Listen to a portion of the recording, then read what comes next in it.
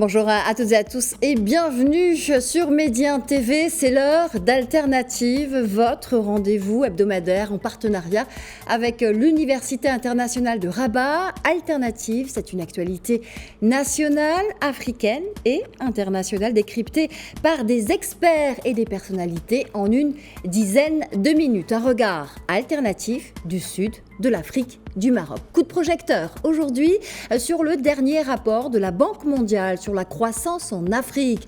Une croissance qui devrait ralentir selon ce document, une croissance qui passe de 3,6 en 2022 à 2,5 en 2023. L'instabilité croissante, la faible croissance des plus fortes économies sur le continent, les chocs climatiques ou encore le surendettement, les facteurs avancés pour expliquer ces perspectives à la baisse sont nombreux. Selon cette publication semestrielle d'ailleurs, l'augmentation des conflits et la violence freineraient aussi l'activité économique, une activité fragilisée, on le disait tout à l'heure également par les chocs climatiques. C'est ce que souligne ce rapport. Alors, quel regard poser sur cette analyse globale avec des perspectives plutôt pessimistes? Quels sont les critères qui ont été retenus? Et surtout, tous les pays ont-ils été étudiés de près dans leur propre contexte? Je vous propose d'en parler avec Monsieur Moubarak Lo. Il est directeur général du bureau de la prospective économique au cabinet du Premier ministre du Sénégal. Bonjour à vous et bienvenue dans Alternative. Oui, bonjour et je salue tous les téléspectateurs et téléspectatrices du Sénégal. Bienvenue à vous. Alors le rapport estime que dans l'ensemble, la croissance dans la région n'a pas été suffisante pour réduire l'extrême pauvreté, ni pour stimuler la prospérité commune ou encore contribuer à la création d'emplois. Alors il pointe notamment du doigt des conflits, la violence dans certaines régions. Quelle lecture faites-vous de ce prisme? Quel est votre prisme de lecture de ce rapport plutôt? Bon, c'est vrai. C'est la conjoncture mondiale qui elle-même est en berne. Parce que si vous regardez, il y a une succession de crises. Il y a eu la crise Covid qui a ralenti la croissance partout dans le monde, pas seulement en Afrique. On a connu la récession dans beaucoup de pays. Et ensuite, au moment où les économies commençaient à reprendre du poil de la bête, il y a eu la crise ukrainienne. Donc entre la Russie et l'Ukraine, dans un environnement aussi où vous avez des tensions entre les États-Unis et la Chine. Également des difficultés sur l'approvisionnement mondial des produits essentiels qui d'ailleurs constituent des intrants pour les industries africaines, etc. Et donc c'est ce contexte mondial favorable à la limite qui est la vraie cause du ralentissement en Afrique, plutôt que les crises dans quelques pays. Parce qu'un géant comme le Nigeria ne commerce pas beaucoup avec ses voisins, que ce soit le Bénin ou le Niger. Voilà. Donc, en tout cas, si on prend la CEDEAO, ce qui fait que c'est plutôt la demande mondiale qui est vraiment en ralentissement, parce que d'après les publications de l'OMC, le commerce mondial se tasse depuis 2007, c'est-à-dire depuis la crise mondiale de 2007.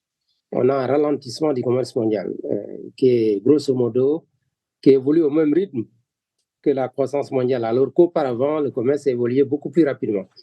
Et donc, il faut d'abord dessiner cet environnement mondial morose qui encercle l'Afrique avant de pouvoir comprendre pourquoi la croissance ralentit sur le continent, parce que beaucoup de pays, en fait, exportent vers l'extérieur de l'Afrique. Le commerce intra-africain demeure faible, parce que ce qui est produit en Afrique, c'est des produits, des hydrocarbures, parfois des matières premières agricoles ou minérales, et la demande est surtout, en tout cas, la demande provient surtout des pays européens ou de plus en plus asiatiques, notamment avec la Chine. Maintenant, dans quelques pays ou dans quelques zones, comme l'Afrique de l'Ouest, on a connu des crises Pour l'Afrique de l'Ouest, vous avez le Burkina, le Niger et le Mali aussi et la Guinée qui ont connu ils ont des soubresauts politiques. Mais si vous regardez la Côte d'Ivoire et le Sénégal ou les autres pays de la CEDEAO, le Sénégal, c'est un peu particulier parce qu'on commerce beaucoup avec le Mali. Mais les autres pays, si vous regardez le commerce intra-africain, de manière générale, ils ne représentent pas plus de 20 à 25% du commerce extérieur de ces pays. Alors, est-ce qu'on peut dire, ça pour dire que... Est-ce qu'on peut dire justement que finalement ce rapport est un petit peu biaisé par rapport à la représentation globale, générale, homogène des différents pays, que vous parliez précédemment d'une moyenne pondérale continentale, qu'il y a un alignement qui s'affranchit des spécificités des pays africains? Oui, bien sûr. Vous savez, le premier élément, donc, c'est ce qu'il faut retenir, c'est que les problèmes de la croissance en Afrique ne sont pas toujours africains. Ce n'est pas forcément les crises qui sont la cause première. Le deuxième élément, c'est que vous avez la moyenne globale du continent. Maintenant, chaque pays a son destin parce qu'il y a des pays qui continuent de croître à des taux supérieurs à 7%. C'est le cas de pays comme l'Éthiopie qui continuent à avoir des taux élevés. Et le Sénégal aussi, on projette l'année prochaine au minimum 8,3%. Et ça devrait continuer pendant plusieurs années à croître à un rythme rapide. Et vous en avez d'autres. Et donc, alors que le rapport se base surtout sur une moyenne continentale qui inclut l'Afrique du Sud, le Nigeria et l'Angola, qui sont, disons, des pays qui connaissent des croissances molles. Mais du fait de leur poids, quand vous faites la moyenne pondérée, ça ramène tout le monde vers le bas. Et donc, peut-être qu'il faudrait davantage, dans ce type de rapport, mettre un peu plus l'accent sur les success stories de beaucoup de pays qui sont peut-être pas du même poids. Parlons-en de ces success stories. Qu'en est-il, par exemple, du Maroc, qui accueillait d'ailleurs il y a un mois maintenant les assemblées annuelles de la Banque mondiale et du FMI, avec une croissance économique qui était de 2,4, avec une politique monétaire saine et des équilibres macroéconomiques plutôt bien préservés. Et là, c'est la Banque mondiale qui parle aussi. Oui, disons que le Maroc, on a connu au cours de la dernière décennie un essoufflement de la croissance. Disons que la croissance est revenue à un rythme voisin de 3%. Cette année même, le Maroc ne va pas faire 3%, on parle de 2,4% si ma mémoire est bonne, avant une reprise l'année prochaine avec 3,6% attendu. Mais si vous faites le cumul entre les deux, ça fait 3%. Alors que dans le modèle de développement, d'ailleurs, le Maroc a eu raison de mettre en place un modèle de développement parce que l'objet justement de ce modèle de développement, c'est de doubler le taux de croissance. Donc de passer de 3% à 6%. Aujourd'hui, on en est vraiment loin. Mais la bonne nouvelle, c'est que, vous savez, l'adage dit que les investissements d'aujourd'hui font la croissance de demain et les emplois d'après-demain. Aujourd'hui, il y a beaucoup d'investissements qui sont en cours au Maroc dans le cadre des métiers mondiaux du Maroc, notamment de l'automobile et tout l'écosystème, mais également les autres secteurs qui font qu'on peut anticiper que la croissance va reprendre au Maroc. Mais le Maroc est très exposé aussi au niveau international et donc son économie dépend beaucoup de la conjoncture mondiale parce que c'est un pays dont la croissance est tirée par la demande mondiale, parce que vous avez les géants phosphatiers, l'OCP, qui vont beaucoup à l'étranger. Vous avez ces métiers mondiaux dont je viens de parler. Et donc, quand le monde va bien, le Maroc va bien. Et quand le monde va mal, donc le Maroc éternue, si je peux dire. Et donc, aujourd'hui, au-delà donc d'attirer ces investissements tournés vers l'extérieur, il faudrait faire en sorte qu'il y ait, disons, des ressorts internes pour que ce soit tiré, la croissance soit tirée également par la demande intérieure. notamment par le développement des PME. Il y a beaucoup de perspectives possibles pour développer davantage les PME au Maroc, y compris au niveau rural. L'agriculture, la difficulté, bien évidemment, c'est la pluviométrie. Mais on peut espérer qu'avec tous les investissements qui sont en cours dans le cadre du dessalement de l'eau de mer, il sera possible de renforcer la quantité d'eau disponible pour pouvoir irriguer. Alors, on va parler d'autres perspectives, Moubarak Lo. On va parler d'autres perspectives, d'une économie d'envergure sur le continent que vous connaissez bien. Vous êtes aux premières loges pour nous en parler. C'est celle du Sénégal, qui, à l'instar du Maroc, bénéficie aussi d'une stabilité politique importante. C'est important.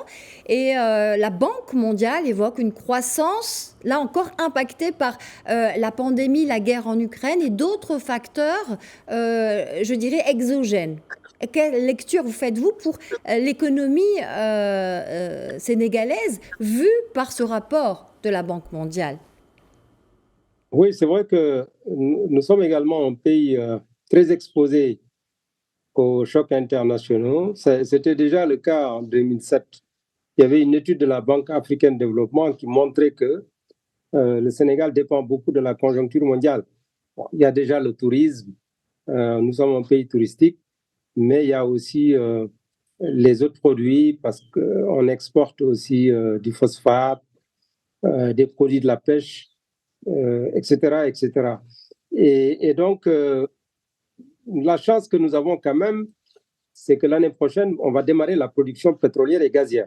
Et donc, ça devrait être un choc très positif qui va permettre de doubler le taux de croissance. Parce que cette année, on espérait faire 6%, ensuite les prévisions ont été revues à la baisse jusqu'à 5,3%, mais aujourd'hui, l'atterrissage risque de nous amener vers 4% ou 4,1%. Et donc, l'année prochaine, quand même, le consensus au niveau de toutes les prévisions, le minimum, c'est de dire qu'on ferait 8,3%. Bon, le Sénégal espérait doubler, atteindre un taux de croissance à 2 chiffres, donc supérieur à 10%. Ce n'est pas encore impossible. Mais nous aurons, disons, plusieurs années de croissance forte. Ce n'est pas parce qu'on est particulièrement doué, c'est que vous avez une manne pétrolière et gazière qui arrive, donc le pays va en bénéficier. Maintenant, le défi, c'est comment, au-delà de cette accélération de la croissance qui va durer peut-être 5-10 ans, maintenir le même rythme sur la durée, parce que c'est ça qui nous permettra de devenir un pays émergent, comme on dit. Mais ça suppose des réformes structurelles, ça suppose une diversification du tissu économique, ce qui permettra vraiment de transformer structurellement l'économie et de pouvoir maintenir sur 20 ans des taux de croissance de 8 à 10%, qui nous mènerait vers l'émergence vers les années 2035. Voilà pour les perspectives du Sénégal, restructuration, réforme structurelle et diversification du tissu économique pour de meilleures perspectives. Monsieur Moubarak Lo, merci d'avoir été avec nous. Merci beaucoup. Alternative, je rappelle que vous êtes directeur général du bureau de la prospective économique au cabinet du Premier ministre du Sénégal. Merci beaucoup. Et merci à vous, c'est la fin d'Alternative, à la semaine prochaine.